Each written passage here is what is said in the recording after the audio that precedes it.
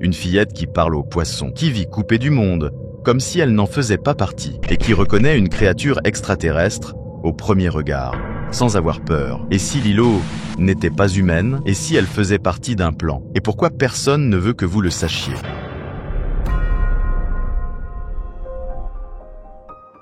Lilo ne ressemble pas aux autres enfants. Elle vit dans un monde à part, isolée et incomprise. Elle ne joue pas comme les autres et pense différemment de tous. Elle parle à un poisson qu'elle croit responsable de la météo. Mais surtout, elle agit comme si elle n'était pas faite pour ce monde. Elle a des réactions extrêmes, parfois violentes, puis totalement calmes. On dirait quelqu'un qui apprend à imiter les émotions humaines, comme si tout ce qu'elle ressentait était une expérience. Lilo est littéralement obsédée par l'espace et les extraterrestres. Elle a des livres, des jouets, des photos d'ovnis. Elle regarde très souvent les étoiles.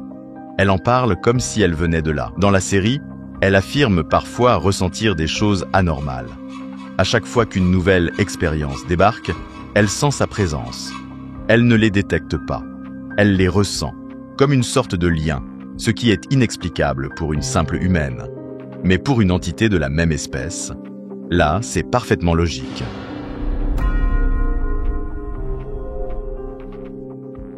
Parlons de Stitch. C'est une créature de destruction, une expérience ratée incontrôlable. Mais dès que Lilo le voit, elle l'adopte. Elle ne le craint pas, elle ne panique pas. Elle agit comme si elle l'attendait. Et surtout, elle le comprend. Stitch ne parle pas au début. Il grogne, il détruit. Et pourtant, Lilo sait qu'il souffre. Elle sait qu'il cherche à appartenir à quelque chose. Et si elle le savait, parce qu'elle ressentait la même chose, parce qu'elle aussi ne venait pas d'ici.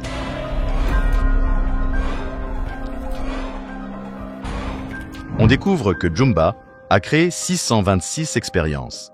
Et Stitch est justement la 626e. Mais qui est la première? L'expérience 001. Elle est introuvable. On n'en parle jamais. Et si c'était Lilo? Une forme de vie qui a été créée pour tester les émotions humaines. Une première expérience envoyée sur Terre sous forme d'enfant, pour analyser l'attachement, l'amour, la perte et la colère, ce qui expliquerait qu'une intelligence émotionnelle bizarrement avancée. Sa facilité à calmer Stitch, et son rôle central dans l'activation des autres expériences. Et ses yeux qui ressemblent étrangement à ceux de Stitch. Lilo ne serait pas son amie humaine, elle serait sa sœur, sa même famille, un prototype.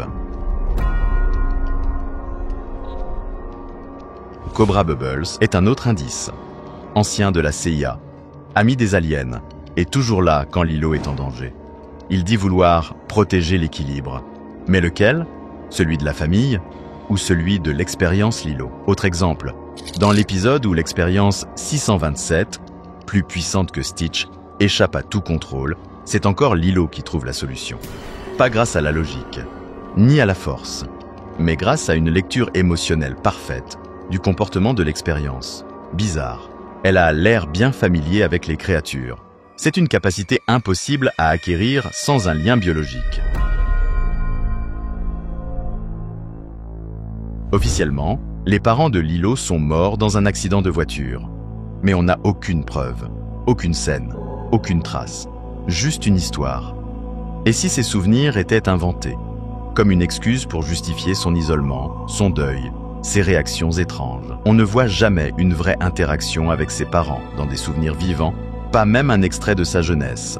Juste des photos floues, des allusions. C'est exactement le type de couverture que l'on donne à une expérience envoyée sur Terre avec un faux passé.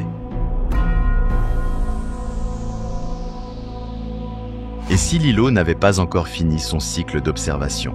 Son but, le pourquoi elle a été créée. Chaque jour passé avec Stitch, chaque conflit, chaque réconciliation, tout fait partie d'un programme d'analyse sur le long terme. Et si un jour, elle s'activait et que l'enfant devenait quelque chose d'autre, un réveil, une transformation, un monstre, l'expérience 001 qui était en sommeil depuis des années. On croyait que Lilo était humaine. On croyait que Stitch était l'alien. Mais si Lilo n'était pas là pour le sauver, mais pour l'étudier, et étudier les humains pour mieux les contrôler. Et si, derrière ses grands yeux tristes et sa robe rouge, se cachait la première des expériences,